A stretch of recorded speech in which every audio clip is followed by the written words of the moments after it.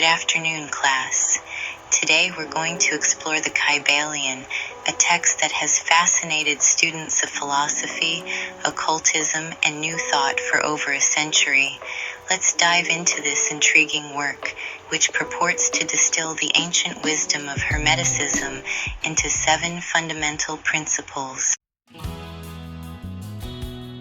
The Kybalion was published in 1908, credited to 3 initiates, which many scholars believe was a pseudonym for William Walker Atkinson, a key figure in the New Thought movement. Despite its modern origin, the Kybalion claims to encapsulate the teachings of Hermes Trismegistus, a legendary figure blending Greek and Egyptian mythologies, often associated with the god Thoth or Hermes, known as the scribe of the gods. Hermeticism, from which the Kybalion draws, is a philosophical and spiritual tradition that combines elements of alchemy, astrology, and various mystical practices. It's an esoteric tradition that influenced many Western occult and philosophical systems, offering a worldview where the microcosm reflects the macrocosm and all is interconnected. The principle of mentalism. The all is mind. The universe is mental. This principle posits that the universe is a mental creation. Everything we perceive stems from thought, suggesting that reality can be influenced by our own mental states. Application. This principle encourages us to consider the power of our thoughts in shaping our reality, similar to modern concepts like the law of attraction. The principle of correspondence, as above, so below, as below, so above. This principle speaks to the harmony and correspondence between different planes of existence, physical, mental, and spiritual. Application. It's a call to see the interconnectedness of all things, suggesting that understanding one level of existence can enlighten us about others. The principle of vibration.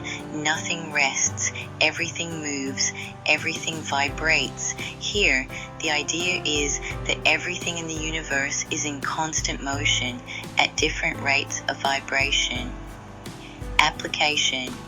This principle can be linked to scientific concepts of energy and frequency, suggesting that transformation is always possible. The principle of polarity. Everything is dual. Everything has poles. Everything has its pair of opposites.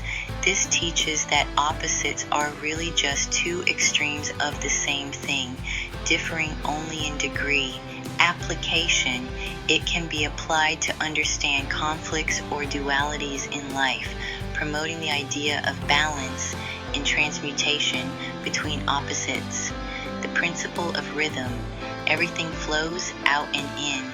Everything has its tides. All things rise and fall. This principle acknowledges the universal cycles and rhythms, like the rise and fall of civilizations or personal mood swings. Application. Understanding this can help in timing actions or in managing one's life to go with the flow rather than against it. The principle of cause and effect. Every cause has its effect. Every effect has its cause. Nothing happens by chance. Everything is governed by law. Application. This principle encourages us to think about the consequences of our actions and to recognize the patterns of causality in our lives and the world. The principle of gender. Gender is in everything.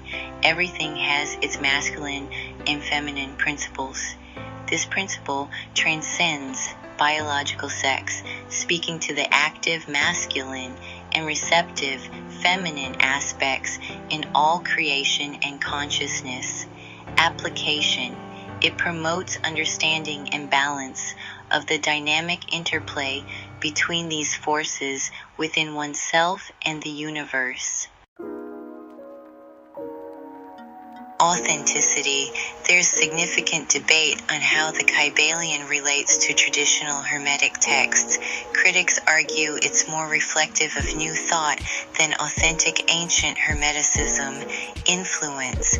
Despite this, the Kybalion has undeniably influenced New Age thought, self-help movements, and even contemporary spirituality, offering a philosophical framework for personal empowerment and understanding the cosmos. Practical application.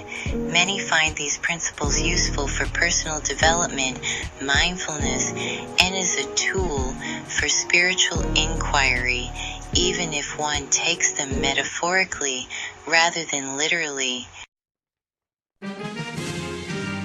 In conclusion, the Kybalion serves as a fascinating bridge between ancient philosophical concepts and modern self-help and spiritual practices. It invites us to ponder our place in the universe, the nature of reality, and how we might live in harmony with these universal laws. As with any text of its kind, it's crucial to approach it with a critical mind, appreciating its insights while questioning its origins and applications in today's world. Now, let's open the floor for discussion. How do you see these principles applying to contemporary issues, or perhaps to your personal life or academic pursuits?